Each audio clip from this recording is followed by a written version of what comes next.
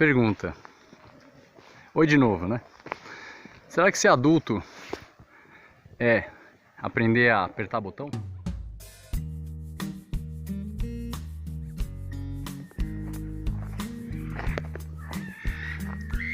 Eu acho que não, né? Acho que, como eu diria lá no outro vídeo, ser adulto é estar atento. Atento ao quê? Ah, minha profissão. Quem é você? Ah, eu sou o doutor fulano de tal. Não, quem é você? Eu sou o doutor fulano de tal. Aí eu fico pensando, dá vontade de perguntar pra pessoa: quando você nasceu já te chamavam assim? Cara, a loucura tá num nível que dá medo. E quanto mais você se distancia dela, mais os outros acham que você é louco, né? Básico. E aí então trago e vou continuar trazendo essa reflexão sobre o que é ser adulto. Então coloca aí, né, nos comentários, o que é ser adulto pra você. Vou fazer esse vídeo num ângulo um pouco diferente. Olhar pra cima e olhar pra baixo. O equilíbrio das coisas. Dizem que o que há em cima é o mesmo que há embaixo. É como tal, né? Como tal em todos os níveis, em todos os entendimentos. Para quem sabe, já ouviu falar sobre tal. Do taoísmo. Mas não é sobre isso que eu vou falar aqui. Eu percebo que quando a gente vira adulto, continuando nessa temática, a gente cresce de tamanho. Espiritual, eu diria que acontece o contrário. E aí a gente começa a olhar para baixo. Porque tem medo de cair. Em todos os níveis, tá? Pensa que isso é uma metáfora também. Mas também no nível prático.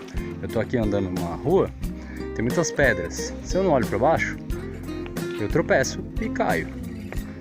Aí, a gente ficou com medo dessas pedras, alisou o caminho e colocou inclusive para as crianças EVA, né? Para elas não machucarem o joelhinho.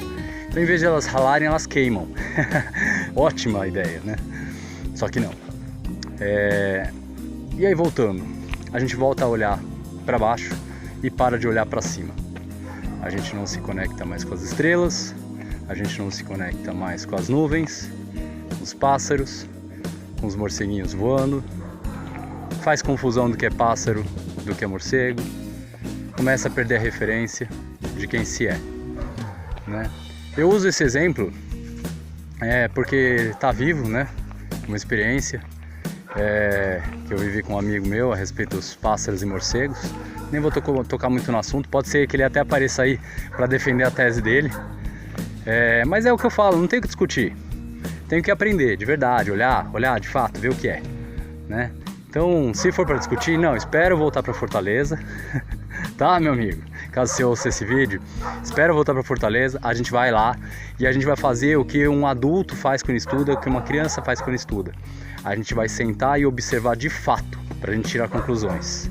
Porque tirar a conclusão do que aquilo que a gente acha que é, né, não adianta nada. Então, voltando a olhar para baixo e olhando para cima. O olhar para frente é maravilhoso, porque é o equilíbrio. Você está conectado, né, visualmente com o chão e está conectado visualmente com o céu. Quando você precisa olhar para o céu, eu expliquei sem falar. Quando você precisa olhar para o chão, você consegue andar, mas pode ser que você fique com dor no pescoço.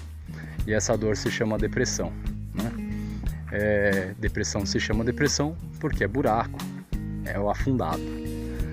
E é um lugar que parece que é gostoso, aconchegante, só que você acostuma a ficar lá e parece que às vezes não quer sair. Então, se alguém que está ouvindo aí, né, prestar atenção nisso, vai olhar diferente, ouvindo e vivendo a tal depressão, que hoje é tão comum, né? Então, agora, enquanto eu ando, não dá muita vontade de olhar para o céu, né? Por que é que vocês acham isso? Só tem fio aqui. E eu tô em área rural. Mas na área rural, ao contrário do que alguns pensam, Às vezes eu falava que eu moro no meio do mato, as pessoas falam, ah, mas então não tem energia elétrica? Tem internet? Tem, já morei em muitos lugares que não tinha, nem sinal de celular. Foi maravilhoso, ao mesmo tempo um pouco assustador, porque a solitude virou solidão. E também virou depressão, né? Dá pra fazer até rima. Mas me diz uma coisa, na cidade as pessoas falam que não tem céu bonito. Não tô generalizando, tá? Espero um dia não precisar mais usar isso. Dizem que não dá pra ver as estrelas, não dá pra ver estrela cadente. Claro que dá. Depois de uma bela de uma chuva, você tem um céu limpo. Ah, mas Regis, onde eu moro só tem prédio. Aqui tem cachorro. Só tem prédio. Como é que eu vou ver as estrelas? Cara, dá um jeito. Você tá grudado, você é uma árvore. Não, então dá um jeito, sai daí. Vai em algum lugar, pelo amor de Deus. Sobe no topo do prédio, dá pra ir na laje? Não dá? Conversa com alguém. Por que você não conversa com o povo do prédio? Eu morei em prédio, e se eu fosse adulto nessa época, eu teria... Vou continuar no próximo áudio. Se eu fosse adulto nesse prédio que eu vivi por 26 anos, no Butantã, São Paulo, eu nasci quase em plena Paulista. Na verdade, eu descobri que eu nasci na Paulista. Tem um hospital lá, bem bonito, por sinal, e recentemente perguntei pra minha mãe e ela confirmou que foi naquele hospital. Era um hospital que nasciam crianças. Hoje não mais, né? Quando passa alguém, eu sempre faço questão de cumprimentar. Quando a gente cumprimenta alguém, só fazer um adendo aqui, eu digo pra essa pessoa, eu te vejo. Quando ela cumprimenta de volta, ela também diz, eu te vejo. E quando a gente é cumprimentado, a gente diz pra nós mesmos, dentro da gente, eu estou aqui. Isso quer dizer, eu vivo, eu existo, né? Então por isso que é tão importante cumprimentar as pessoas. Vou trocar de braço que tá cansando aqui. Eu tô numa subida, por isso que eu tô ofegante. Não dá pra ver pelo vídeo, mas tô numa subida. Bom, continuando nos prédios. E esse prédio que eu morava tinha uma laje enorme, né? E era só questão de colocar cerca. Uma cerca pra ninguém se pular de lá, cair de lá. E aí colocando cerca, eu tinha um telescópio na época. Depois eu acabei dando, porque eu não usava mais, eu dei nova vida. Dar é dar nova vida, né? E aí seria maravilhoso subir lá, pegar o telescópio com as crianças e adultos e ver Júpiter.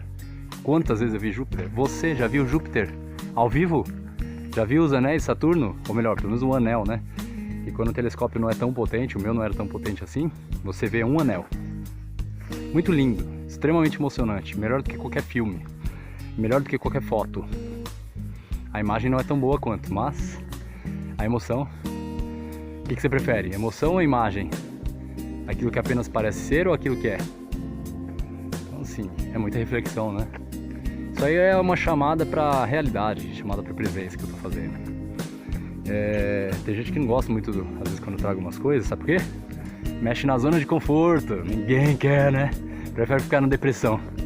Então assim, hoje foi muito importante eu ter passado pela depressão, porque eu achava que era frescura.